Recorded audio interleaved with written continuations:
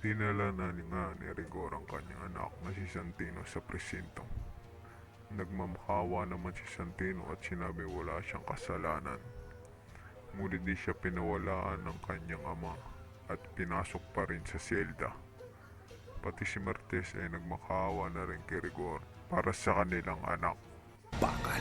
Ay, parang awa niyo na po. Wala po talaga akong kasalanan. Sana maging aral sa'yo itong araw na to para hindi ka magaya sa kuya tanggol mo. Lena bida-bida na naman ipinangalandakan kay Martes na hindi siya dito tutulad na isa daw pabayang ina sa kanyang mga anak. Alam mo Marites, hindi ako magiging kagaya mo. Pabaya at walang silbing ina. Marites muling lumuhod at nakiusap sa kanyang asawa na si Rigor para sa kanyang anak na si Santino. May kiusap ako sa iyo bilang ina. Husgado na magpapasya kung may kasalanan siya wala. Don Pakundo, inutusan si Marcelo na puntahan ang bagong nilang kliyente na si Mr. Villegas. Marcelo, puntahan mo si Mr. Villegas.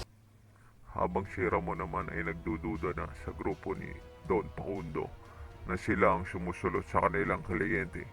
Kaya ito ay nagpasyang pumunta rin kay Mr. Villegas. Tahan natin si Villegas. Alamin natin kung si Facundo nga ang bago nilang supply. At sa lugar ni Mr. Villegas, inakumpirma nga ni Ramon Montenegro na ang mga kabalyero ang kanilang mga karibal sa mga kliyente. At dito nga ay nagkatagpo ang dalawang grupo. Surprise! Naloko tayo. Dito na kayo mamamatay! At sa gitna ng putukan sa pagitan ng grupo ng mga Montenegro at Caballero, ay tila nahuli ang takot na si David. Hindi alam ang gagawin. Anong gagawin natin dyan? Ako na bahala dito, papatayin ko na! Samantala, ang grupo naman nila Tanggol ay nasangkot din sa enkwentro. At nagsisimula na silang tumakas kasama si Divina palayo sa mga polis at mga sindikatong nakausap nila para sa Star of Venus. Boss! Tago! Ano ang mangyayari kay David?